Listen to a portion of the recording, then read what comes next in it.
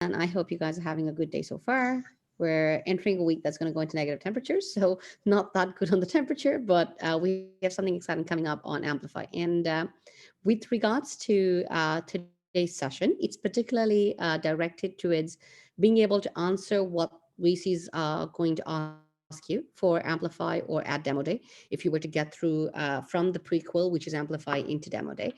The purpose of this question, the purpose of this webinar actually is not particularly to talk more about your pitch deck, but more so about the Q&A session. So as you're aware that Amplify is divided into half time for pitching your deck and half time for Q&A in terms of what the VCs could have in terms of questions. This particular webinar is particularly directed towards that. So we're going to see on the most probable questions that we've heard VCs ask, usually in a normal background, with all backgrounds of companies, so irrespective whether you come from the med tech space, whether you come from a retail or from just technology, SaaS-based products as well. VCs have some baseline questions, or rather their usual favorites, and that's what we're trying to point out over here. Something that I would actually discuss a little more actually is, instead of looking at what the direct question is, I want to try and draw your attention more towards what are they trying to ask you implicitly as expressed explicitly. So, for example, if they're asking you who's working on your team right now, how large is your team, what are they trying to ask you? They're basically trying to ask you whether you're open to working with people from different backgrounds, whether you're open to working with large teams, or are you on a very close knit kind of an approach as yet. And that's going to be an implicit purpose for them to ask on how well you gel with others as well. And so basically questions around your team, around your product, around your market, around your go-to-market strategy, around your, if they have any questions on your exit, all of that basically is, they could have things that they're looking for, but they don't explicitly ask it. And that's what we're basically doing this session in terms of what to expect from them in Q&As, and what to actually emphasize on, even though they may not really directly ask you pertaining to that. So what I've done actually is similar to our slide deck. I've divided this presentation as well into a storyline, which will talk about, for example, questions pertaining to your product or your team or your market and your business value chain and things of that sort. So we're going to divide this presentation as well in a similar format to how your pitch deck is, because usually VCs would have questions pertaining to particular slides, if not their basic question deck. So we'll run through that to build on the storyline. Here I have it laid down. So these are the primary sectors that we're going to cover. And the way I want to keep it is I want to keep it as interactive as possible. So since we're not a very large group of people, and even at Amplify, it's going to be about 16 teams. So I'm assuming that even if we do get all representatives from all teams to come on board, let's keep this call as a two-way dialogue. If you have any questions, you're more than happy to ask, even in between. I will keep the Q&A actually open for you guys, or even in the chat. You can just type it down in the chat. With regards to the slides, as we progress through this, you will see certain slides are for comments and certain slides are with questions on it, which clearly have some common questions outlined. For those slides that have common questions outlined, I am going to at random pick up a person. Go ahead and try to answer it pertaining to your venture and your firm. If you're not able to, tell me a little more about your firm and maybe we can help you formulate those answers. Because the primary purpose of this workshop, it's not more so just a one-way dialogue webinar. It's more so like a workshop where we want to prepare you to be able to answer those Q&A questions that come about when the VCs were to ask you for this. So I will actually encourage you guys to, the moment I stop talking, unmute your mics, and I might randomly pick up somebody to answer a question. Don't get flabbergasted by it. It's not about you. I'm not a VC myself here. I may be on the judging panel, but I'm not the VC in actual. So this is pretty much your demo run for the actual day. Okay, so let's look at it that way. Moving forward, let's start with questions about your team. So one of the slides, as you know, in your pitch deck that we had suggested for you to have was with regards to your team. Okay, so let's look at some common questions that we have on this. for you guys to read. All of you guys can easily read this slide deck, right? It's readable, legible. Yep. Yeah, perfect. So go ahead and have a skim through in terms of what's on your screen. But at the same time, I'm going to just pick up maybe one random question so that we can, one or two random questions so that we can actually do like a demo run as well. So we've got a question like, who's working on this company right now and how large is the same team? Very basic. There's nothing implicit out here. How did the founding team come together and who else have you hired? Now, this is a question that explicitly, it's very simple to answer, right? It'll normally just trigger the aspect, okay, how did my team come together? Maybe it was just members in my class, or if I just hired them from the university or hired interns to work with me or things of that sort.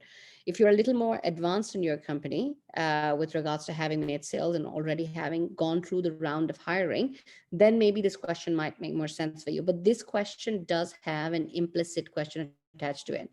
They want to know how well you are going to gel with talent that comes from outside your safety zone or your safe zone, in terms of, are you ready to step out to get talent that the company needs, or are you looking for resources just in your close-knit circle? And that's basically what that question is aiming to ask for. So I'm going to randomly pick somebody. Tyler, you're at the top of my screen. Could you actually help answer that for us? So how did your founding team come together and who else have you hired? I thank you for the question. Picking on me. So we have 4 people full-time on the team. Originally started building this myself in early 2019 and actually was looking for a developer. I ran out of my own time. I found a person on LinkedIn who I thought was a professor at engineering at Western. He turned out to be a student in the class, and he was actually the best student. And we hit it off immediately. We've been working together for 2 years. We actually live together now and live and breathe this every day. I've added 2 more people to that to the team. Lauren, a fantastic financial advisor, and then Timothy, a full stack developer. Perfect, lovely.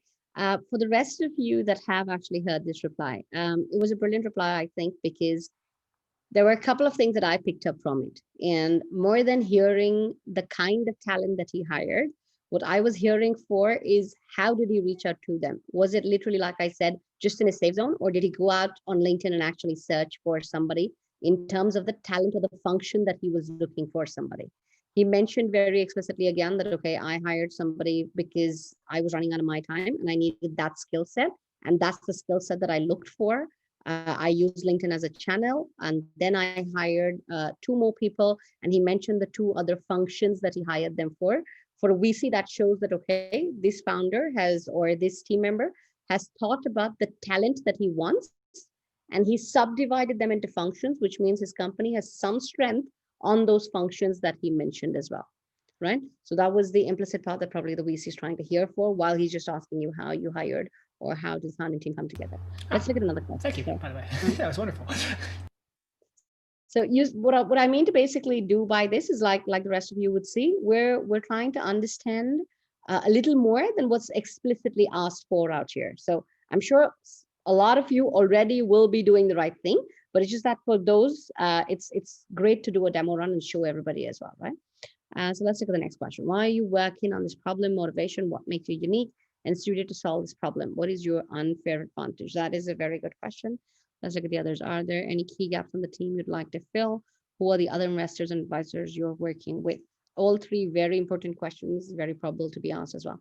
The next person on my screen is Ravina Anand. Can I request you to answer, why are you working on this problem? What makes you uniquely suited to solve this problem? What is your unfair advantage?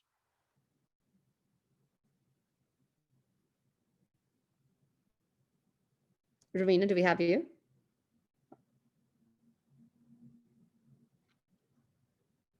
Can anybody hear her, or am I having problems? Nobody. Yeah, we could hear you for a bit. Wait, can you hear me now? Yeah, we can hear you. Okay. Okay, sorry. Okay, so to answer the first question of why you're working on this problem, I always start off the pitch by, hi, I'm Ravina. I'm the co-founder of CEO, and my co-founder and I met in Next 36, one of the top programs for young entrepreneurs. And when we walked into the room, there were only about 5 girls and 40 guys, and we didn't want to accept this as the norm. So together, we set out to find and connect with female founders who could help us through similar barriers, and realized they too on their path had troubles finding mentors, resources, and peers to connect with. So So I usually say the motivation at the start of the pitch, and then I end off our pitch with, we are the perfect team who lives and breathes the mission of accelerating women-led ventures with my experience working in policy with the UN and ICC advocating for women and minority populations, and my co-founder Michelle's experience in community building and marketing working with brands such as Bumble and Headspace, and our CTO Jeremy, who has launched over 12 products for startups, work closely with I and Michelle speaking on panels, both as LOI Alumni Advisory Council members. Beautiful. Okay. Fantastic on certain aspects, a little bit improvement as my suggestion. Now, when we say why are you working on this problem, of course, this we're assuming that you're talking to them after you've given your pitch, which means they have a fair idea about your product.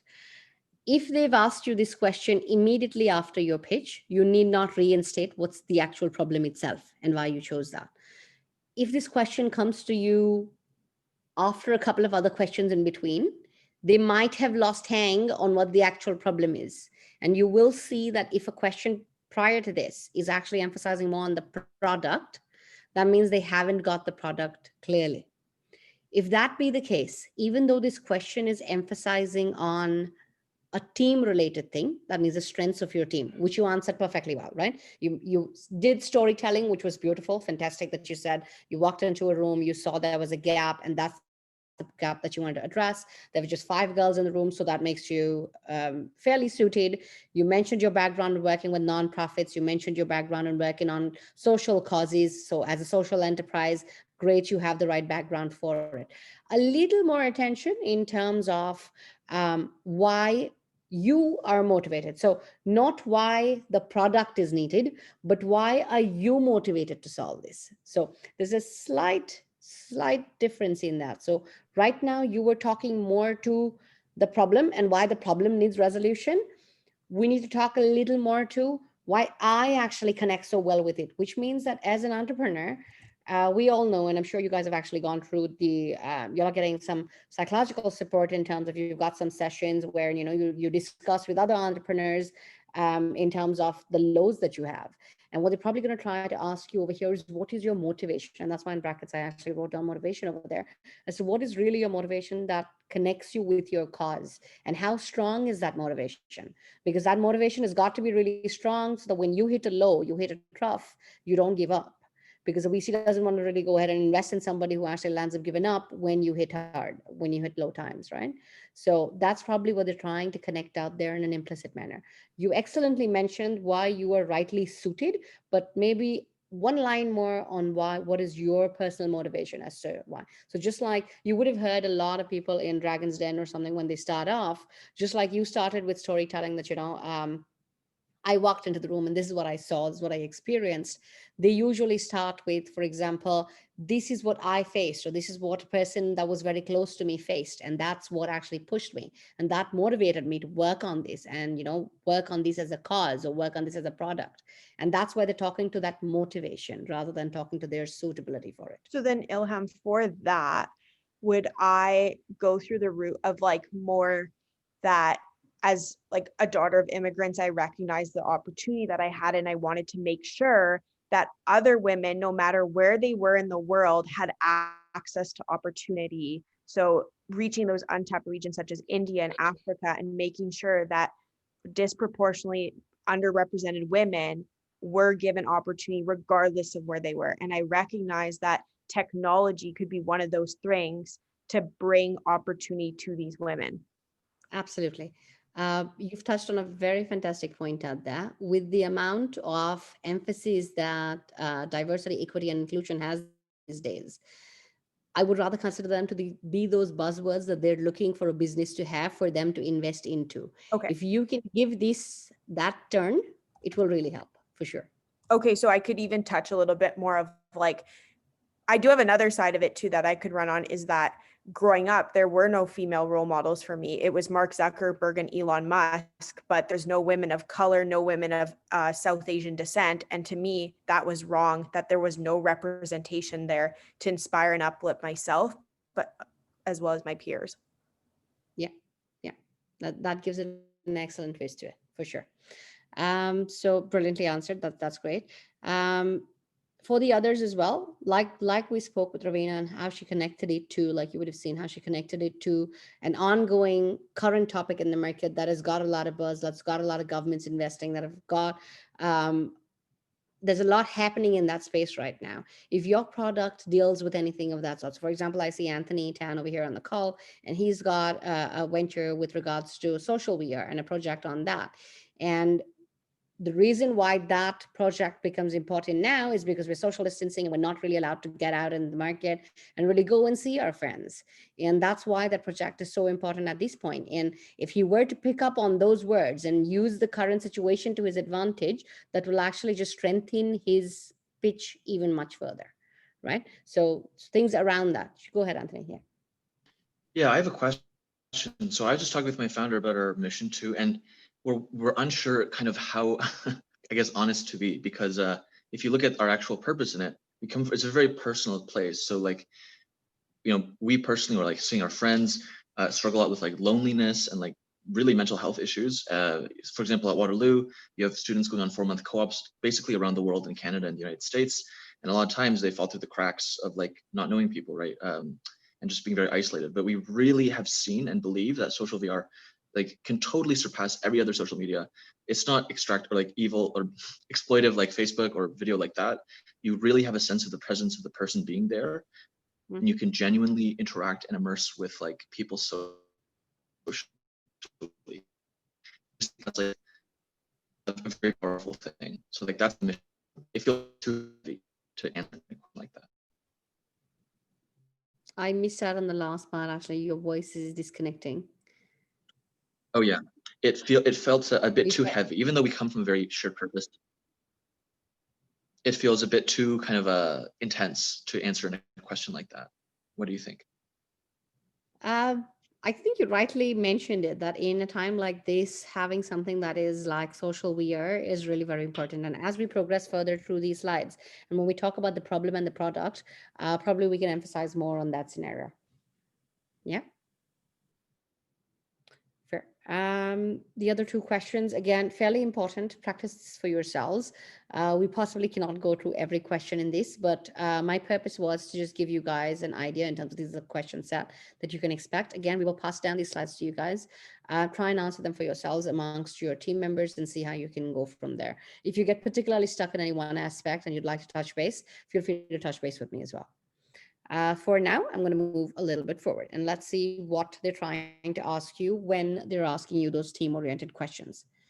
Keep in mind, they're trying to build a common ground. They're trying to find whether is this a person that I can trust? Is this a person that I can trust in terms of, has the person thought through the entire thing to from startup to how will I grow the company, and how will I hire, and what is the functions or the functional skill sets that I need, and how will I basically take it forward. They're not looking for the mom and pop shops.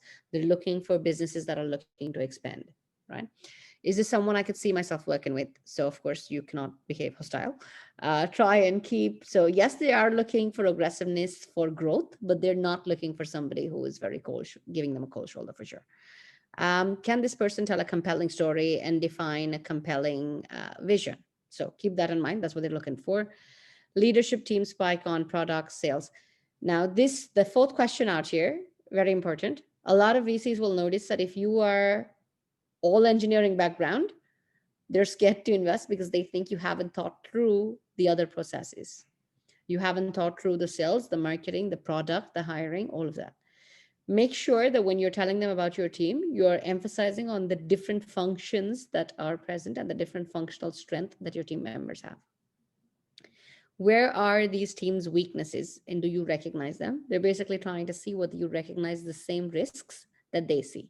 So for example, if you were to tell them that, okay, me and my co-founder are both engineers and the rest of the team we have is also a CTO and a product manager, but that's about it. And there is nobody who's really looking at sales or marketing, and there's nobody who's really looking at the hiring part of things. That is kind of gonna scare them with regards to team structure. How passionate, convinced is the team about this? Convinced is the team about this idea, not convicted, convinced. Is a team about this idea. You need to basically ensure that you're putting across the the same question that we had over here, right? As to what really motivates you and why are you the right fit? This question out here. That's basically what they're trying to basically ask you out here as to how passionate and how convinced is everybody on this team about this idea? And do they really have the potential to grow this business out of a particular region to a province to a country and actually take it international as well? One of the awards actually on Amplify is also for being the the fastest global business rather, so something that has true global potential, and that is one of the awards, and that is one of the criteria that they're looking for as well. So even in terms of your team, when they're asking a question of that sort, they're trying to see whether you've kept that in mind as well, right? Moving forward to product, so the main thing that these guys are basically trying to understand is that um, who is the product for and how well are you actually addressing the problem. So over here, these are questions more pertaining to questions like what is the product, who is it for, what problem are you solving? And in your pitch deck, we had suggested slides with regards to problem and solution. And then there were a couple of questions that we particularly asked you guys to pay attention to within that. So the sample pitch deck that you received had those questions written in it. Keep in mind that you know the answers to those questions, not just in our suggestion as to what goes on those slides, but also more so in terms of that if they were to ask you those questions in the Q&A, you have a solid experience behind it. You have a solid explanation behind that as to why this product, what was the problem, why there was no existing solution, and if there is an existing solution, why that solution is not sustainable in the long term, and how your product actually brings that to the plate. Right? How did you start? So one other comment that you'll see over here is if you are actually having a product, some teams believe that, no, we don't want to show the product at this stage, because if we were to show the product, then they're not going to really, we're not going to be able to explain our product in full depth. And that's why I'd rather not show them initially. And maybe when we go into due diligence, I will at that point show it to them. Understand that if you have a product and not just a service, because experiencing services on the spot is more difficult. But if you have a product and you are able to show them that product, then you might as well please do give them a demo of that product. By far and wide, I have seen that whenever there are product-based businesses and they've actually bought the MVP to stage, to a VC to actually experience it tangibly, that really does make a very impactful approach to it. So if you have a product, please get it to the stage out there. Don't avoid it in the first meeting. At least that's my take on it. How did you start building this product and working on the problem? What did your customers do before they started using your product, and how does it work, or do your customers like it? Now, how does it work and do your customers like it? A very common question, and you can easily answer, not much implicit character to it. I think the third question is a good one for me to do a practice run on. What did your customers do before they started using your product? So this emphasizes on the sustainability and the viability of your product. So let me pick the next person. Chloe, is that how it's pronounced? I can't hear you, dear. Oh.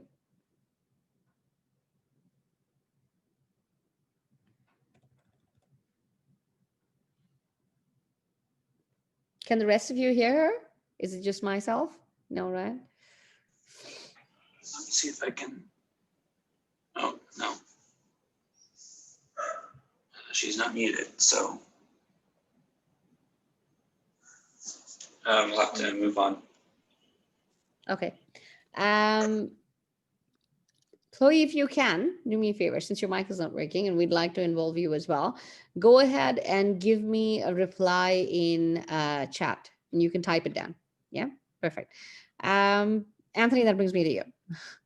So you're the next person in line out there, and similar to a question that you had with regards to your product as well. So whether you should present your product that way. Let's also include in another question for that as to what did your customers do before your product, before they started using your product, and that's hence why should they use yours? Okay, so what customers were doing, let's call them just new customers and then power users. So a lot of new and casual users for social VR, they just go straight into VR apps that are social, into like public lobbies, and a lot of times they're very overwhelming. You can have some people who are not super friendly, who could be, basically trolling or not. It can be hard just to enter that environment by itself, and that we find those first social experiences are so important. And so people, if they don't have good ones, which is a lot of people, they will just stop using apps like that and they'll swear off the public lobby.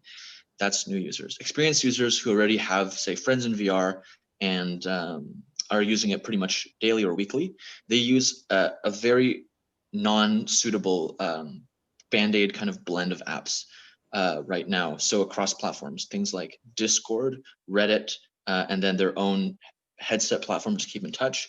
And these are tough because you can't organize events well in a lot of these platforms. And you also have no way to share content basically or experiences with each other. And you also, it's very hard to meet kind of new people through these platforms. So that's what people are using right now. And so we can kind of solve both of these issues with our product. Perfect. Okay.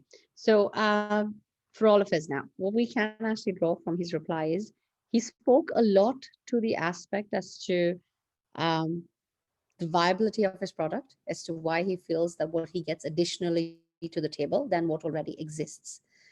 Something, and that he spoke fantastically too. Something that could be added to that was the why now part of the question, because that is basically the implicit question behind this. What did your customers do before they started using your product? Which means, what made you develop this product and why have you brought about this onto the platter now?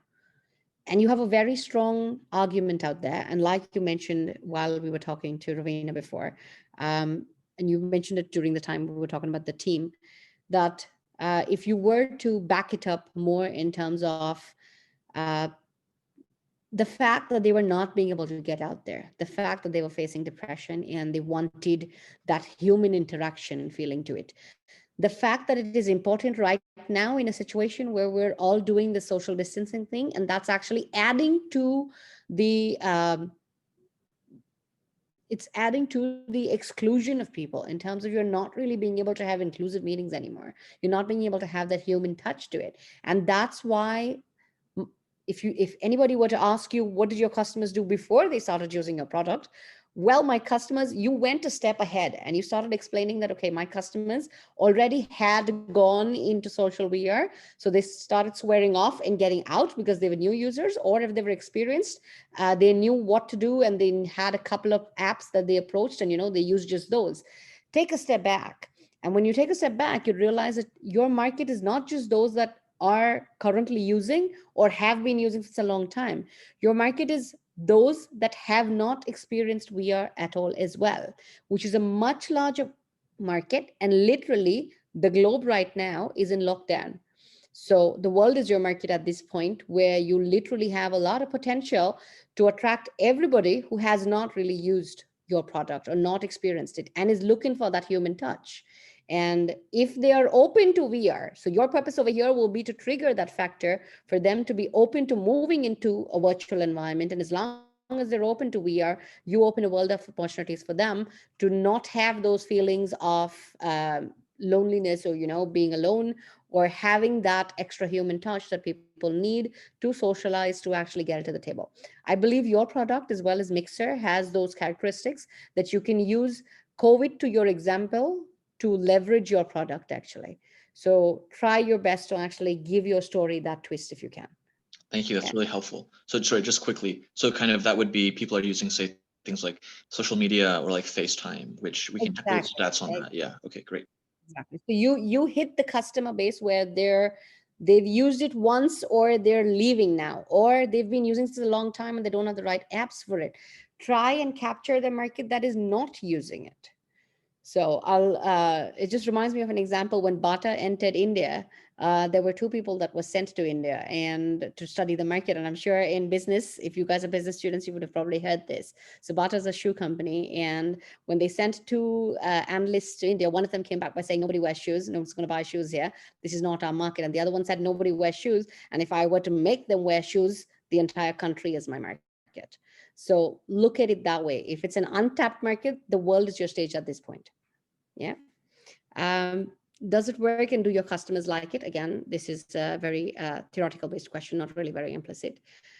Another thing, if you're trying to help companies make more money and increase revenue, or you're trying to streamline, put that across. Oh yes, over here, when we're talking about your product and the problem, don't look at the problem just in terms of what the problem is, but look at what your solution will do as well in terms of answering that problem. So for example, your solution, again, I'm going to continue with Anthony's example out here. His solution is to solve the problem of somebody feeling down and lonely, not having enough social interaction, not having had the experience into VR, and VR is a very exciting world if they can afford it. So, and since we're in a market where they can actually afford it, we're not really in a very base level emerging market at this point. So if he's talking about starting up in the North American zone, that does allow the user to get that experience. If Anthony were to emphasize more on just the product, will not get him the amount of attention, rather than if he were to emphasize on the experience that he will lend as a result of solving the problem.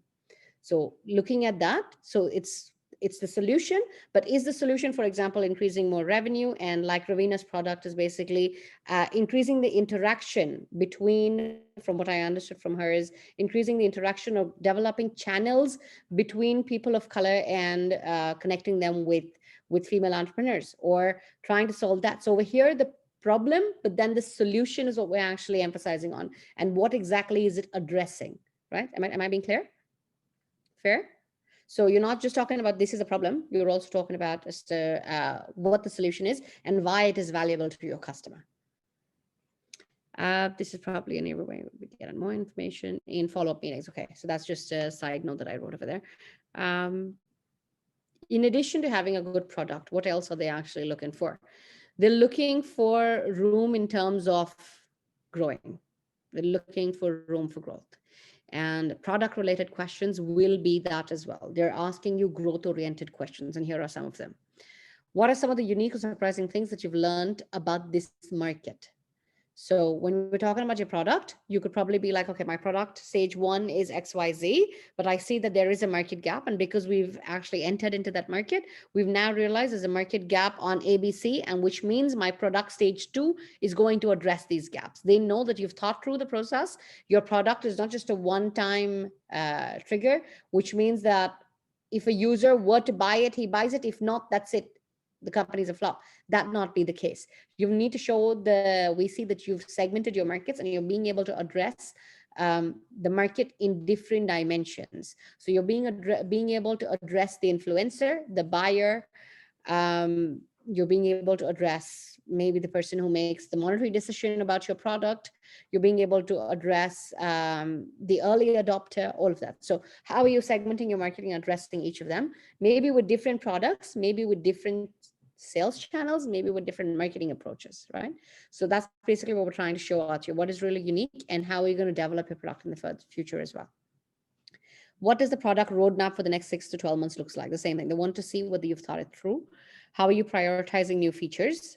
What is the customer feedback on the current product? Now, the fourth one, boring question, again, validation based.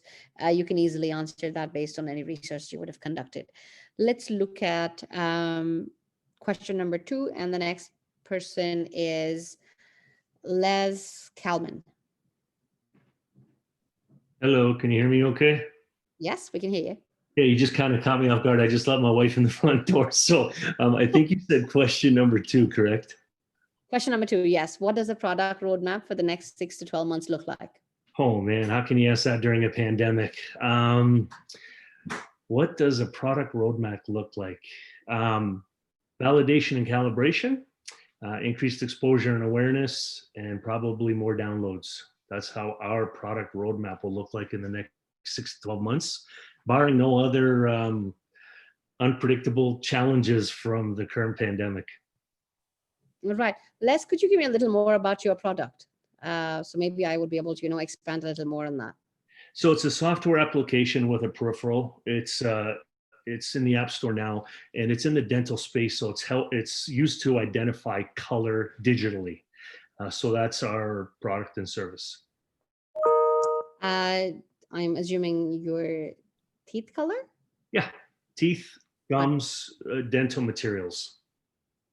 Right. Okay. And it's primarily used on aesthetic purposes in terms of clients that would actually come on board for polishings and things of that sort, or is it more directed towards an audience which is looking at, for example, developing a crown that's the same color as the teeth around it? So all applications. Right now we have a very historic and flawed approach for shade match. We're batting about 50%. It's a second cause of lab remakes in the dental industry, which is about a $5.2 billion industry. So yeah, let's take, for instance, if you came in and broke your tooth and needed a crown and they sent that crown off and it came back and it was the wrong color, now it has to be sent back and shade reglazed, and that's time, money, inconvenience. So we just gave it a real simple digital approach with an app. Fair. Okay. So in your product roadmap, you mentioned more downloads. You mentioned a couple of other aspects. Would you be able to repeat that first, please? Calibration and validation. I think those are the two biggies we want to do. So a comparison study just to show the audience that, in terms of accuracy and time and success, that we're much higher.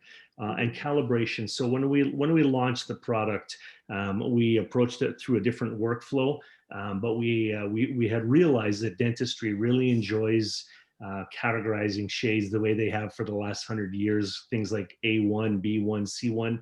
So we need to calibrate it to give that output to clinicians. So those are the big two hurdles for us to go through. Fair enough. Perfect. And thank you for answering that for us. So for the rest of you on the call, the individual out here Les basically spoke more in terms of his product development part as to how he's going to develop his product. We're not really emphasizing more on another version because probably that's not their product roadmap, and not necessary for all of you that you would have an alternative product that you're developing, or you're developing a version 2.0 for it. So similar to what he said, for example, you could talk about your product roadmap being in terms of validation, or like he said, that he needs to calibrate the shades in the same terms the dentists have been using forever, and that's how the market is. It does basically point out two aspects. Awis is hearing for two things. One, Les has an understanding of his market. He knows that his market, which are dentists, are accustomed to calling certain shades certain names. And that's why, for that acceptability of an app, they want the app to talk the same language that they're talking, because they're just used to that. And that just shows that the individual knows his market well, right? So although the question is about a product roadmap, it gives a validation to the VC that, okay, this individual at least knows his market well enough. And that's why he's looking to develop a calibration on his product further. He did speak about more downloads. I would like to actually give you some feedback on that. With regards to mentioning more downloads, that's great. But when they ask you for a product roadmap, if you could talk a little more to the aspect of how you're going to look at more downloads. So you're looking at an omni-channel marketing campaign, which will result in X number of downloads. And that's why, give you market penetration by X percentage. That just shows that you have really gone ahead and studied the market. You have made a plan for yourself.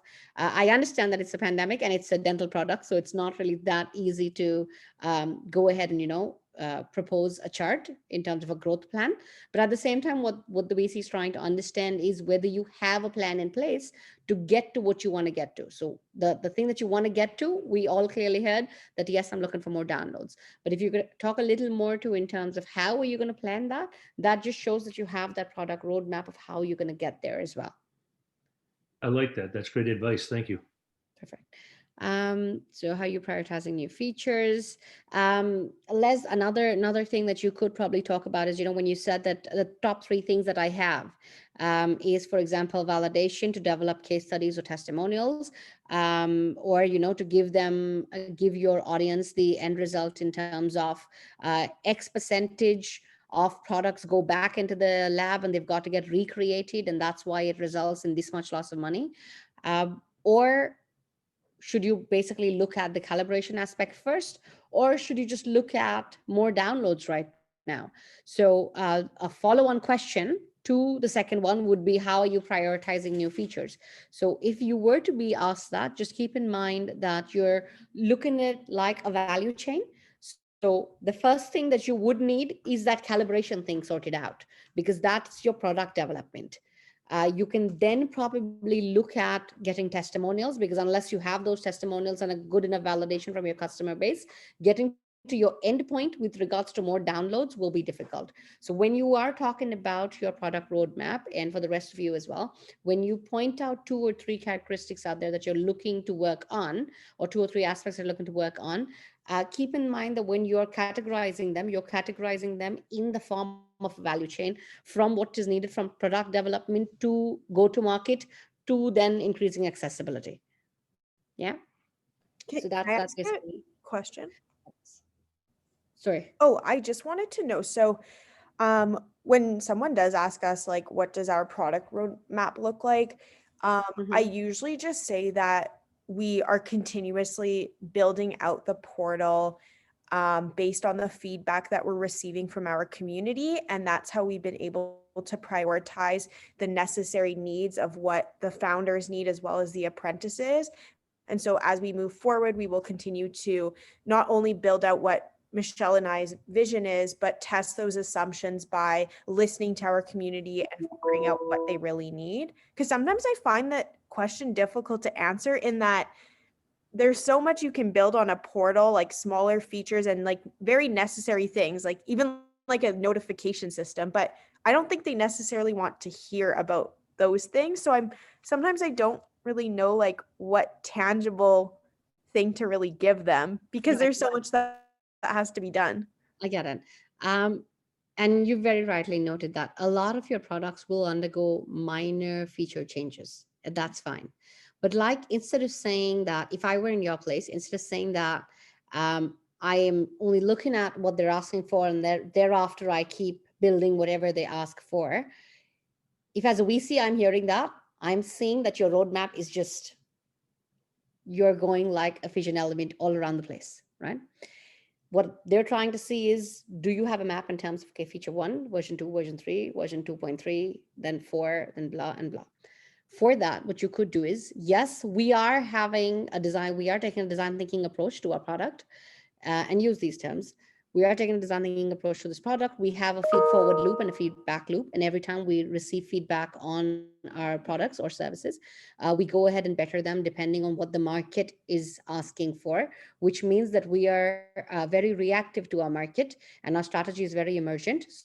So depending even on terms of the product features, we're developing our product features looking at what is the emergent need in the market, for example, and then back it up with 2 or 3 examples that are very strong features that people have asked for.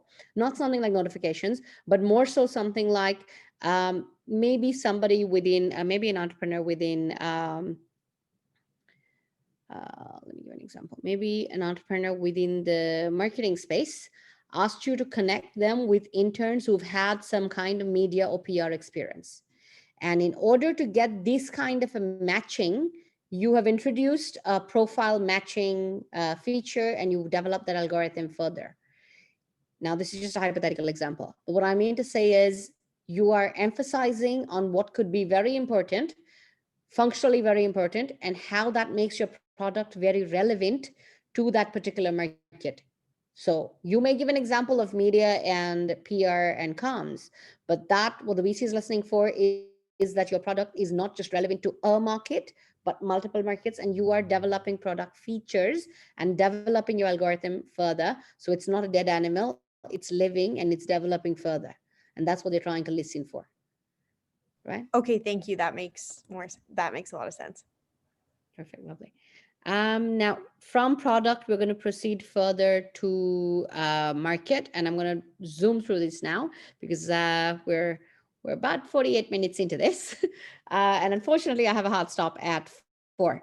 I am available for any questions that you guys have, and like I said, this deck is going to come to you. Do me a favor, because I don't have the time to run through every question with you guys, because as we're discussing examples, it's going to take up, it has taken up a little more time than I imagined. But go through all the questions in this. If you get stuck up on any one aspect, or you think that I need help in answering this, touch base with me and we'll probably connect on a one-to-one. Yeah. So with regards to market now, let's just pick up a question from here. Why is now the right time for a product? We spoke to that. Why hasn't someone done this before? Someone has. Why didn't it work? Okay, this question out here, why hasn't someone done this before? Or if it has, why didn't it work? They want you to know the history of this space. It is very rare that you've come up with something like Edison discovering the bulb. So if that has not been the case and you have developed a solution that, has been properly in the market or is a variation of what is there in the market, they want to know why someone hasn't done it before, or if they have, then why it didn't work, so that they know that you are aware of the risks and the fallback factors in that market. And that is the implicit question that they have. So try your best to do some research about your space so that you would be able to answer a question like that. I've seen a lot of founders being caught completely off guard with that and say like, oh, nobody's done this before and nobody's been in this space before at all. Um, that usually comes up a little more, that comes across, you could brush them the wrong way in terms of being very abrupt on that, because it's very rare that nobody's done that aspect before. But what you could possibly say is, my product is unique before because in this space, this is something that we've done it for the first time and globally it hasn't been done, or that within our market it hasn't been done, and the unique selling proposition or the value proposition that our product brings has not been catered to before, right? If it is completely unique as well. Who are the other competitors in the market? Easy question. Who are your closest competitors? And you have an answer for that. Moving further, market size. I was in a conversation today with one of the teams, and they said that we are purposefully not mentioning market size by the dollar value because a lot of people actually have arguments around that. I know it's a bottom-up approach of looking at what is your market size and then multiplying it by your pricing and getting to what your total available market size is going to be in the billions of dollars. And preferably, if you're above a 5 billion industry, then that is something that is a green flag. If you're a lower than 1 billion industry, that is a red flag. And some people feel that, okay, we don't want to give a valuation to that. My suggestion, please do give a valuation to that. Dun and Bradstreet, Gartner, all these guys have valuations for common industries globally. If you happen to be in an industry that does not have a valuation, use a bottom-up approach and give a plus plus value to it. For example, 5 billion plus plus, which will at least show that that market has potential. Versus that, if you were to show, for example, that my market is 10,000 businesses size, it's very ambiguous because 10,000 businesses could each business be worth only $10,000, and that's why not be a very large value. Versus 10,000 businesses could be 1 million each and be excessively large in value. So when you're talking in terms of market size, please try to give a valuation to it in dollar value rather than giving a valuation in terms of company numbers if you're selling a B2B product, or consumer numbers if you're even selling B2C, without giving a dollar valuation, which means you haven't thought about pricing, right? So it's rather better to give them a TAM value, which is a total available market size value. The primary purpose of all these questions, like I mentioned out here, is to just triage whether you have an understanding of your market size in your country and globally. So are you really looking to take this global? Next, go-to-market strategy. I have a whole series that is going on in terms of a webinar on this, a very large topic. It talks about market feasibility. It talks about how did you decide on your marketing channels, on your sales channels, how are you going to find your customer? Common questions, not very implicit in nature. What they say is what they're asking for. So they would just want to know what is the reality behind your product. So this isn't something, this is not a brain twister. This is literally just very simplistic. They want to know whether you know the market that you want to sell to, right? And that's with regards to all the go-to-market questions out here. We've got a couple of questions on business model and unit economics. Please do put some thought in mind in terms of whether, how are you pricing your product. If you were to just search pricing strategies, it's going to give you a whole lot of different pricing strategies. 17th November, I'm hosting a webinar, which is on pricing strategies. So in case you're not from a finance background, but you'd like to know more about all the pricing strategies available in the market, please join us for that webinar as well. And possibly Jeremy could share those details, or connect with me and I'll share the details with you. Pricing is an important portion. VCs want to know that you have thought about how you're going to price it. That does not mean that you cannot be on a freemium model right now. Freemium is a model as well. But you need to have thought about that even in a freemium model, how is your company going to sustain itself, right? And they want to know that because we're talking money here, guys. So please do not avert that question. Do not be like, okay, no, I'm not discussing pricing now because I'm probably going to develop my MVP further. No, but you have in mind, and that's what design thinking is all about, that you have studied your market, you have studied the acceptable price in the market, and you have decided what you're going to really go forward with. You have validated that, and that's what they want to see. Do not ignore unit pricing, please. This is my very strong suggestion, and I've given an example over there as to why that be the case to make your case stronger. Again, if you have any questions on this, feel free to shoot them to me by email as well. Another aspect that they definitely want to talk to you about is your traction in terms of, similar to the previous question, what's your product roadmap in the next 6 to 12 months? They're now going a little more far-fetched. What is your forecasted growth in 12 to 24 months, for example? How do you see yourself in the longer term? They want to see that you're not in this just for the first 24 months and then you're planning to spin this off, make money and leave. That is not something that a VC really wants to invest in, even if that be your plan. So that is not something we want to talk to in front of them. We are talking about long-term businesses and how that business will grow, irrespective whether you were to make a safe exit or not. So even if you are planning to sell off the company, that's not something we want to talk to right now. We want to talk about the sustainability of the business in the long term. So if you as a CEO were to step down, even the next CEO, what is their roadmap for growth? We're talking to that roadmap out here. We're not talking about, oh, I am thinking 24 months, I'm going to make 10 million out of it, and my exit strategy is that. That's not what they're asking you about, right? So when you're talking about traction and trajectory out here, they're talking about your business's trajectory and how that is going to grow and stay forever forward, right? So that's basically what we want to discuss out here. A couple of questions that they could be asking you for. As much as you can use a storytelling approach, the better that would be. What is your annual recurring revenue? Things of that sort. Again, this is to basically determine how viable or sustainable that business is in the long term. They might ask you a couple of questions around fundraising as to what have you done before? Is this your first round? Again, they're trying to basically judge what kind of experience you have on working with VCs. Is it going to get very awkward to work with you? Are you going to suddenly one day be like, okay, that's it, I can't do this anymore, and I don't need your fundraising anymore, and here you go, here's your money back, and bye-bye to you. That's not what they're looking for. They're not looking for that immature, childish behavior in investors, and they're looking for whether you have the understanding of what you're getting into when you're asking for investment, and that's what they're trying to ask you through these fundraising questions out here. Ilham, I just have a question. When Mm-hmm. someone does ask, like, what are the biggest challenges that you're facing? Is there something specific that they're trying to see from that answer? Because I do find, like, when I have been asked the question, I feel like an investor, whoever I'm speaking to, they all have different expectations for what they're looking for when they pose the question challenge. So is it challenge with finances? Is it challenge with product, with the team? Like, I sometimes have troubles figuring out what is it that they're really looking for.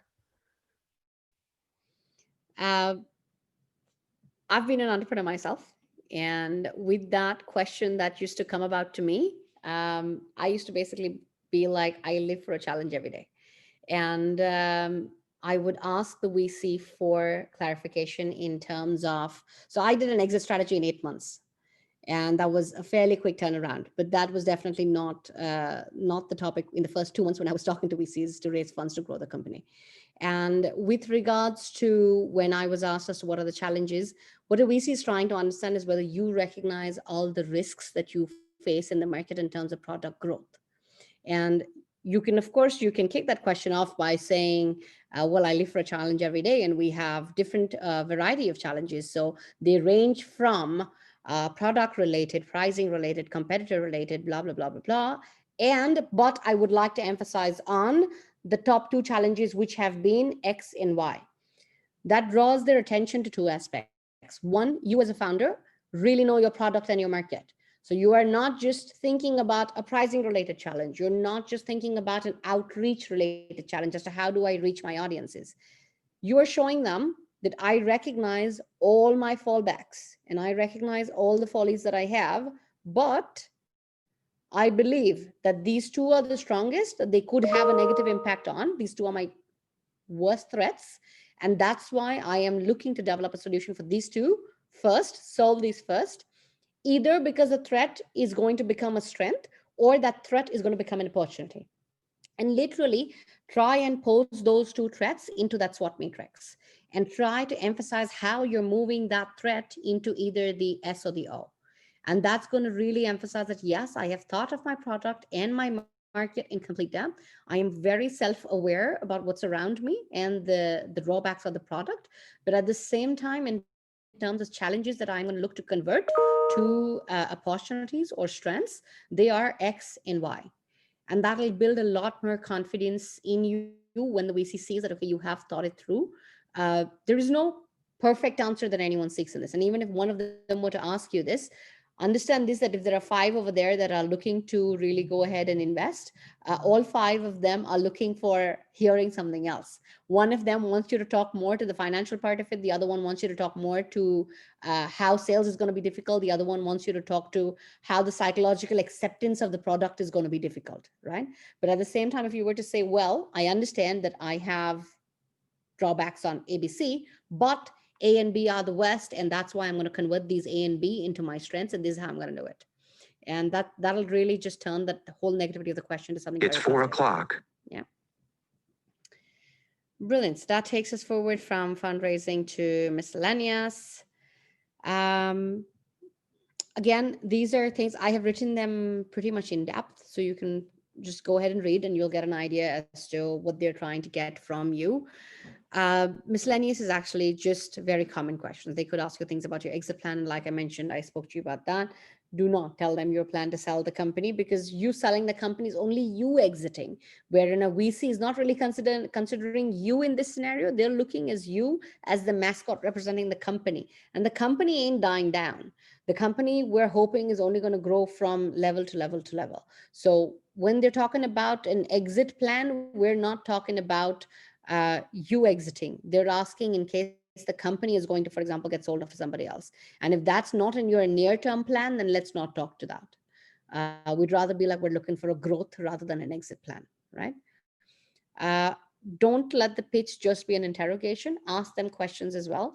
If you feel like, for example, they've asked you a question and you're not too sure what they're trying to get to, ask them back as to what they're trying to get to, right? So if it's not very clear as to what they're asking for, also try and make a point that once you've finished answering, go ahead and ask them, I hope that answers your question. If not, I'd be happy to, discuss further. But give them that chance, not so that, when you've put across a point, it shouldn't just be like, well, you've said it and that's about it. And I don't want to discuss this any further. And this is my answer and that's about it. Don't keep it very close-ended that way. Keep it as an open-ended dialogue, which is going to be like, okay, this is my understanding. I hope that answers your question. And is there any particular aspect that you'd like me to talk to further within this domain? And then you can probably take that further. So it's not about within those 5 minutes answering like 8 questions, but it's more so about answering a couple of questions rightly so as to give the others confidence as well, right? So that's my last slide. I will share this with you guys. It's about showing your grit over there. Please be confident when you answer these people. I have a couple of messages on my chat. I have Les. Yes, the slides will be emailed. The slides from the previous pitch workshop have also been emailed. I hope you received them. The previous workshop that we had was last week. And we had Chloe basically talking about her product. Fair. I will connect with Chloe directly for that. So that makes sense. Anybody have any other questions as of now? No, thanks, Ilham. Most welcome, Ravina. So I will take your leave at this point. I'm jumping onto another call. We will mail across this presentation to you guys. It's a maximum 10-minute read, but the thought process that goes behind it is, of course, going to be longer. Give it some time. It's worth it.